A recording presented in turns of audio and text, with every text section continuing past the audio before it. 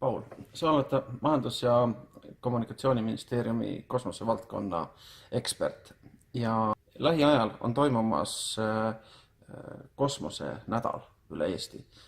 Kas sa räägiksid natuke põhjalikumalt, kellele see suur üritus on mõeldud ja millised väiksemad üritusi see sisaldab? Üritusi on meil põhimõtteliselt 3 sorti. Ühed üritused on just alustavatele ettevõtjatele, kellel on just värsked ideed, siis on üritused, mis on mõeldud just poliitikutele, Euroopa kosmosepoliitika kujundajatele, ja siis on üritused ettevõtjatele ja idufirmadele, kes on juba aktiivsed kosmosesektoris. Väärt üritused mainida on kindlasti Garage 48 SpaceTech integreeritud rakendused.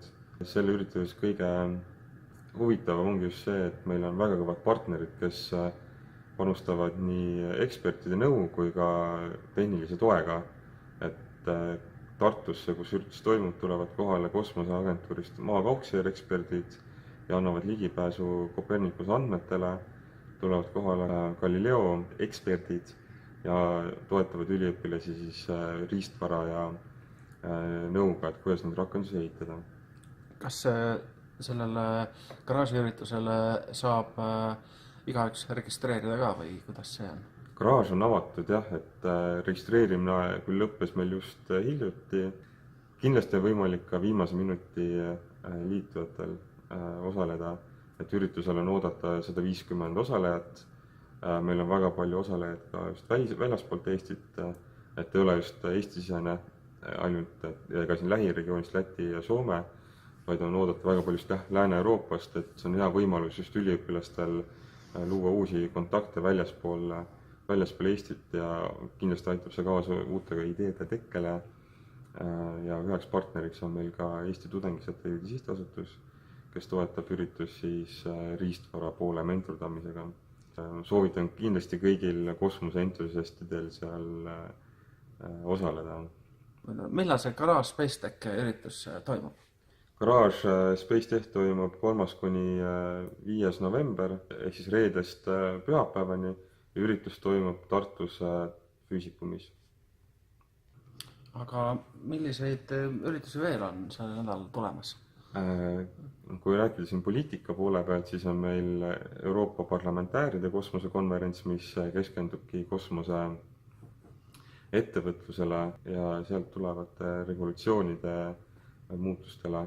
Ja teine suur sündmus toimub teisipäeval 7. novembril avatakse hommikul Euroopa kosmoseagentuuri äriinkubaator Eestis, see toimub Tehnopolis. Selle avab siis Euroopa kosmoseagentuuri peadirektor Werner koos meie ministri Urve Paloga.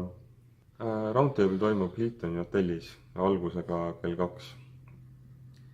Ja teisipäeva õhtul saab olema kõige sellisem glamuursem, sest et Tallinnas toimub kosmose Oscarite üleandmine ehk siis Euroopa satelliidinavigatsioonivõistluse ja Copernicuse Mastersi võistluse auhindade üleandmine. Auhindade gala toimub Lennusadamas ja seal premeeritakse 40 paremat kosmoseideed ja idufirmat Euroopas. Kas on mõni üritus veel, kuhu kosmoseentusiastid saavad lihtsalt tulla või eelteatades tulla? Kindlasti on, et nädal lõpeb suurejoonelise konverentsiga, mis toimub Radissoni hotellis Rävala puiesteel. See on 2-päevane üritus, kolmapäev ja neljapäev. Üritus keskendubki just nendele võitnud ideedele ja Copernicuse ja Galileo rakendustele, et kuidas just rakendada kosmosetehnoloogiat meie igapäevaelus ja mis on tulevikutrendid. Põhiline fookus on meil kindlasti kosmoseettevõtluse rahastamisele, et esimesel päeval räägitakse väga palju Horizon 2020 kosmoseprogrammidest, mis on Euroopa Komisjoni siis kosmoseprojektid. Teine päev keskendub väga palju just riskikapitalile ja Tallinnas on kohal Euroopa olulisemad investorid, kes siis ka eelnevalt kosmose idufirmatesse juba investeerinud on ja jagavad seal oma teadmisi. Sel päeval räägitakse ka Euroopa edulugudest, et millised ettevõtted on Euroopas tõsiselt palju kasvanud, kuidas nad on seda saavutanud. Konverentsile tasub kindlasti kohale tulla, et õppida, kuidas teised Euroopa ettevõtted on just kosmosevaldkonnas midagi suurt toime pannud ja kuidas nad edasi kasvavad. Kas on mingi keskne informatsiooni koht ka, kus selle nädal toimuvatest üritustest saab parema ülevaate ja nendel osalemise sisu kohta? Jaa, Kosmotänavil on olemas veebileht ja sealt on lingitud kõikidele üritustele, kaasa arvatud siis Twitter ja Facebook. Väga hea. Aga Paul, palju edu selle nädala ürituste elluviimisel ja Eesti kosmose edendamisel? Aitäh!